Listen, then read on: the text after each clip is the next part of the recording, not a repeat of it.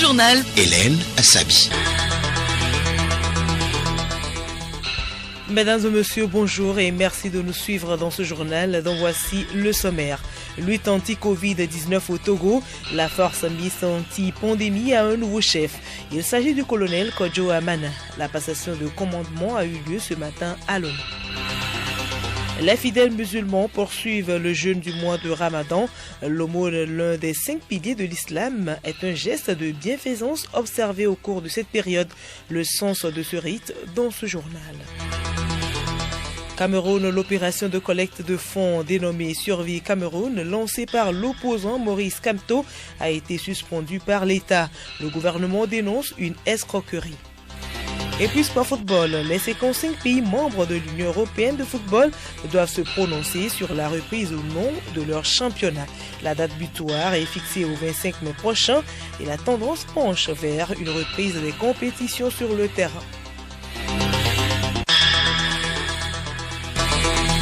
Radiolomé.tg. Auditeurs, une fois encore, bonjour. Situation du coronavirus au Togo ce 29 avril 2020. La situation n'a pas changé depuis hier. À ce jour, le Togo compte toujours 99 cas confirmés de contamination, dont 30 actifs, 63 guéris et 6 décès. Et au total, 6234 tests de dépistage ont été effectués sur toute l'étendue du territoire national.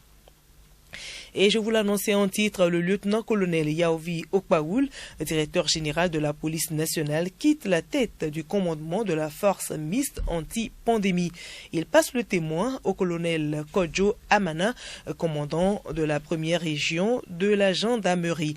La cérémonie de passation de commandement s'est déroulée ce matin à Lomé. Odette Pira. En passant le témoin, le lieutenant-colonel Yaovi Okpaoul a exprimé sa gratitude au chef de l'État pour son appui permanent et affirmé être prêt à toujours servir. À l'endroit de la nouvelle équipe, il a souhaité une bonne collaboration pour la réussite de cette mission. Permettez-moi de rendre grâce à Dieu, notre Créateur, pour avoir permis cet événement. Ensuite, je voudrais exprimer ma profonde gratitude au chef de l'État, son Excellence M. Faure Sozumna Gnassingbé, non seulement pour la confiance qu'il m'a faite en me plaçant durant cette période à la tête de la force spéciale mixte anti-pandémie Covid-19, mais aussi pour son écoute permanente et sa prompte réaction à nos multiples sollicitudes. Nous resterons toujours prêts à servir les institutions de la République en se fondant sur les leçons de la présente mission.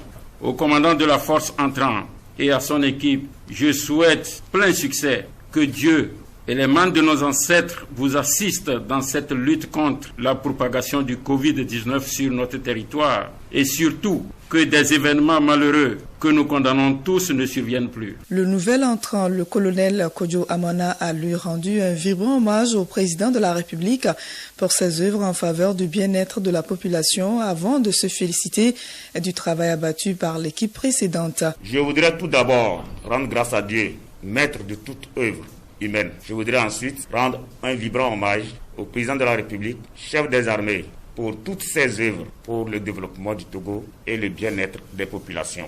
Je voudrais aussi saisir cette occasion pour remercier le commandant de la FOSAP sortant pour le travail accompli en rapport avec la présente crise sanitaire et dans l'exercice de sa fonction de directeur général de la police nationale. Monsieur le représentant du ministre, je voudrais enfin vous prier de transmettre au ministre en charge de la sécurité nos remerciements pour son implication permanente dans la sécurisation de notre pays et lui prier de transmettre au chef de l'État et au gouvernement notre gratitude et notre reconnaissance pour les sacrifices consentis pour lutter efficacement contre cette pandémie. Le représentant du ministre en charge de la sécurité, le lieutenant-colonel Messan Akobi, a félicité les deux équipes pour leur dévouement et a appelé la nouvelle équipe au professionnalisme.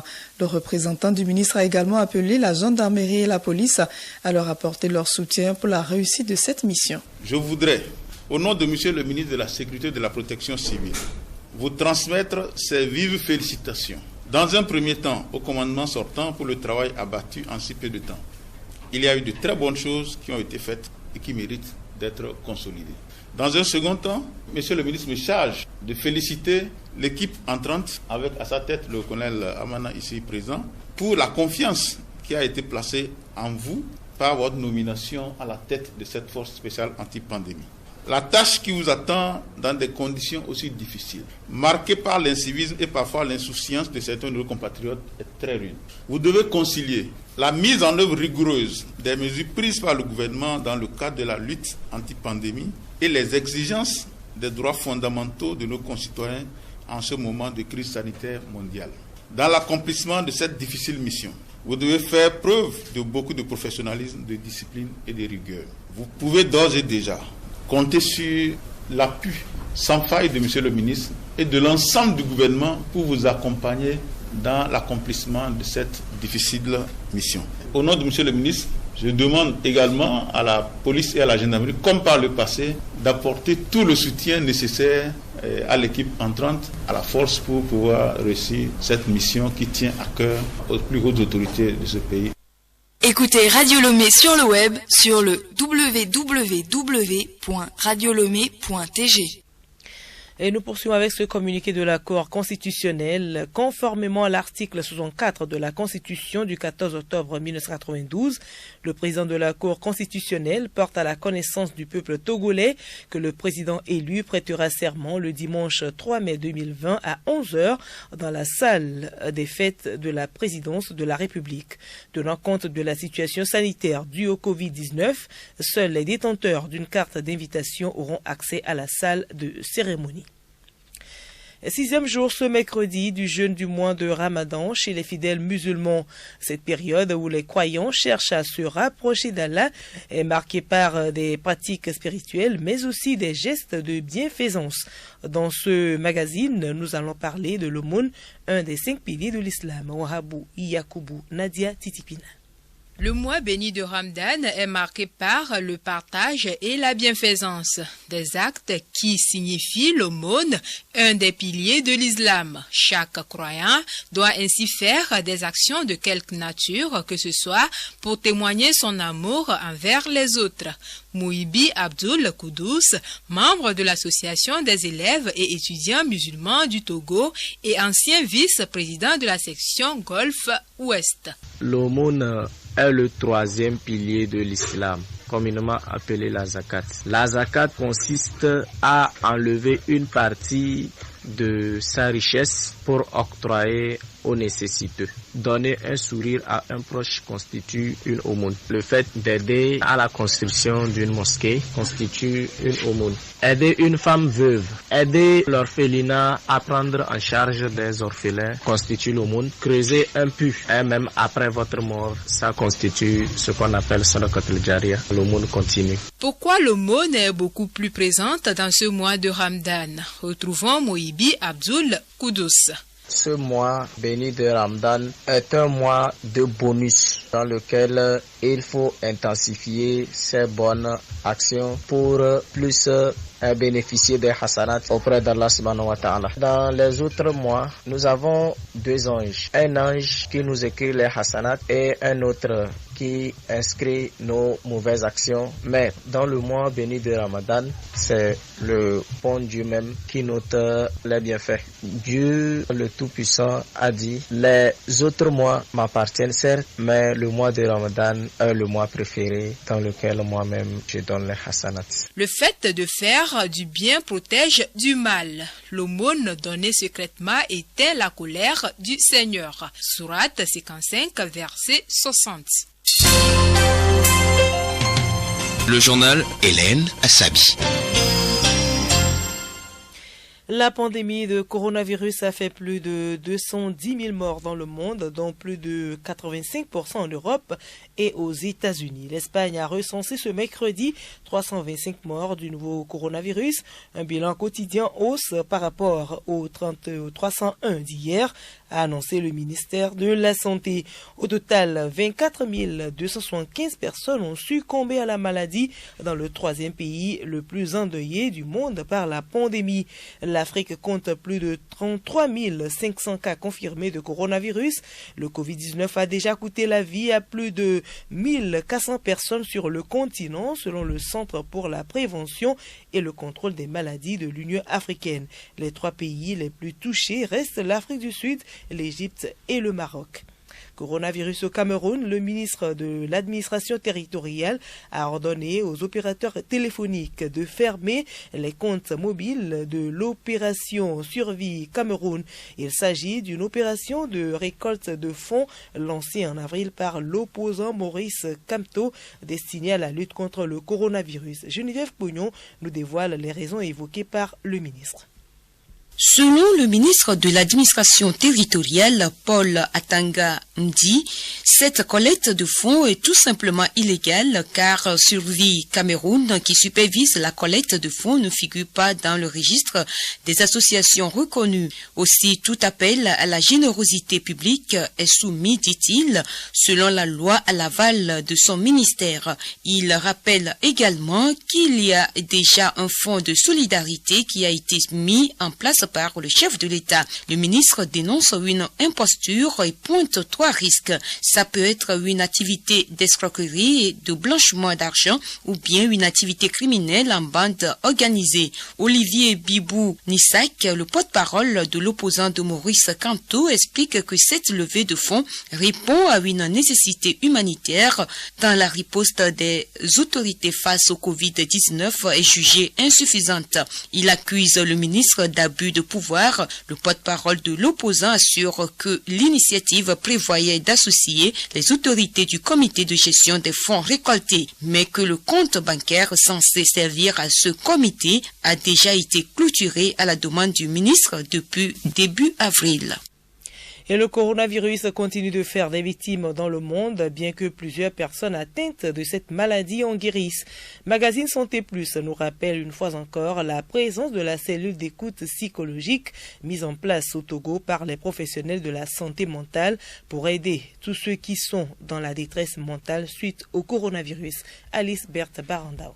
Un centre de prise en charge est désormais en place au Togo pour gérer les cas de personnes angoissées suite au coronavirus. Appelé cellule écoute et soutien psychologique Covid-19, parlons-en, ce centre est créé par le SYNFOT, syndicat des professionnels hospitaliers du Togo. Adekambi Raouf Richard, psychologue au CHR Lomé Commune, des précisions. Effectivement, on a mis une cellule d'écoute qu'on appelle cellule écoute et soutien psychologique Covid-19, parlons-en. Donc c'est un centre d'écoute psychologique géré par des professionnels de la santé mentale et qui travaillent de 8h à 20h tous les jours. Et les personnes qui sont dans la détresse psychologique peuvent contacter ces cellules-là au 70 51 52 53 ou le numéro MOVE 99 99 87 78 70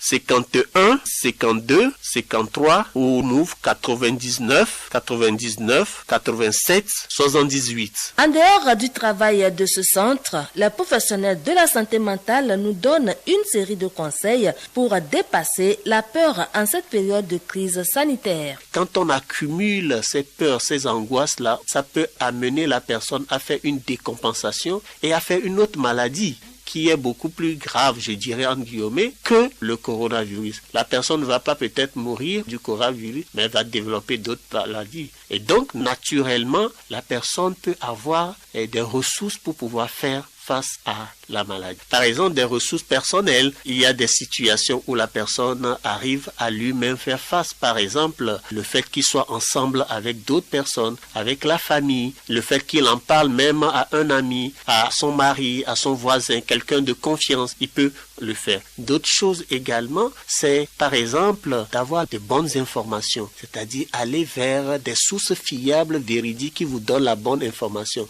et limiter les situations où on est exposé à des tonnes d'informations, où à un moment donné, on ne contrôle plus rien, on est confus, on ne sait plus quelle décision prendre. Et aussi prendre le temps pour soi, simplement, c'est-à-dire prendre le temps pour se récréer, pour s'aérer, manger sainement, discuter avec des amis, d'autres choses que le coronavirus, parce que en fait, la vie ne s'arrête pas qu'au coronavirus. C'est vrai que c'est une situation actuelle, mais ça ne doit pas nous empêcher d'exister, de parler d'autres choses, de parler de nos centres d'intérêt, ainsi de suite. Suivons également les mesures d'accompagnement du gouvernement et celles de prévention pour nous éviter la maladie du Covid-19.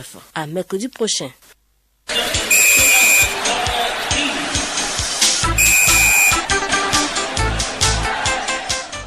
Sport football, l'Union européenne de football a jusqu'au 25 mai prochain pour décider de la reprise ou non des championnats dans ses 55 pays membres. Théophile Dandako.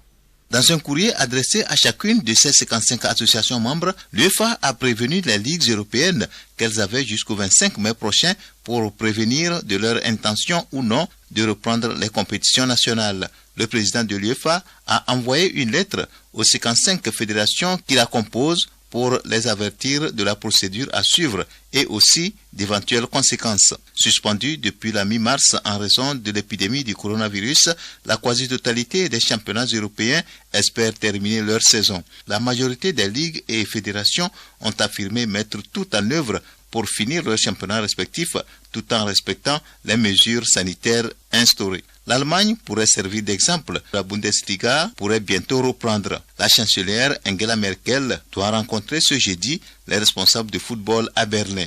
Les ministres des sports des 16 États régionaux d'Allemagne ont d'ailleurs souhaité que le championnat reprenne dans les stades vides à partir de la mi-mai ou fin mai. Les grands clubs allemands espèrent désespérément finir la saison d'ici le 30 juin afin de bénéficier de la manne financière de la télévision estimée à 300 millions d'euros, soit plus de 200 milliards de francs CFA. Ce serait le premier des grands championnats européens à renouer avec la compétition alors que l'Allemagne a lancé sa campagne de déconfinement dans un pays où le Covid-19 n'a fait que moins de 6 000 décès. Par contre, 2 pays ont déjà annulé leur saison. Il s'agit d'abord de la France. L'édition 2019-2020 de la Ligue 1 a officiellement pris fin hier mardi avec les annonces du Premier ministre. Le deuxième pays est la Hollande. La Fédération néerlandaise de football a fait sensation vendredi dernier en annonçant l'arrêt définitif de ces compétitions nationales. Si les pelouses retrouvaient le spectacle, les joueurs pourraient être interdits de cracher sous peine d'être sanctionnés d'un avertissement. Selon les scientifiques, la salive peut rester sur un terrain pendant plusieurs heures et pourrait donc être un vecteur de contamination entre joueurs.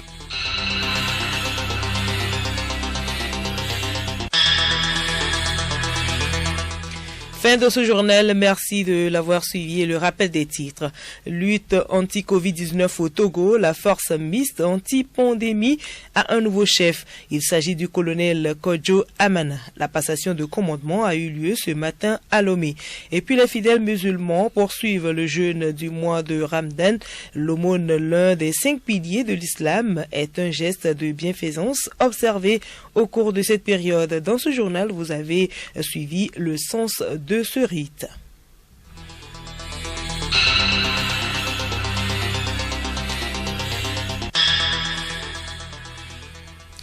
Maladie du Covid-19, comment les parents doivent-ils se protéger et protéger tous les membres de leur famille? Notre rubrique sensibilisation nous parle de comment éviter les risques d'infection en famille. Alice Berthe Baranda.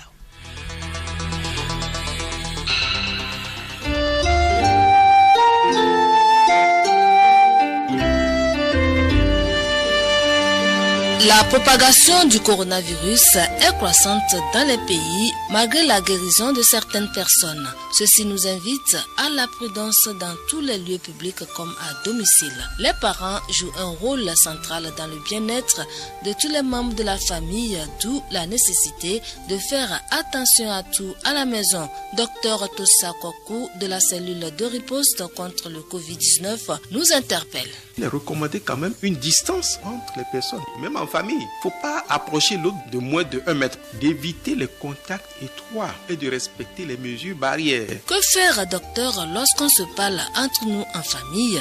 Quand vous parlez, il faut vous protéger, il faut protéger l'autre. Mettez une bavette pour éviter que vos salives ne tombent sur l'autre. Et il faut que ce soit réciproque. Et quand le membre de la famille tousse par exemple éternue, dans ces conditions, il ne risque pas d'éclabousser l'autre. Et ou bien vous toussez dans le creux du coude, ça a été dit. Et le lavage des mains, parce que le virus séjourne sur les surfaces plusieurs heures. Dites-nous quelles sont les surfaces susceptibles à domicile de nicher le virus du corona. Sur les rampes d'escalier, sur les tables et autres, le risque est toujours là. Mais la mesure phare, c'est de se laver les mains systématiquement. Mettons en pratique tous ces conseils pour mieux nous protéger contre le virus du corona.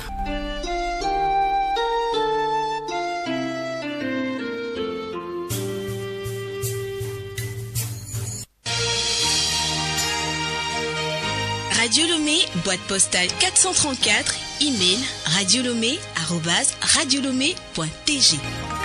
radiolomé.tg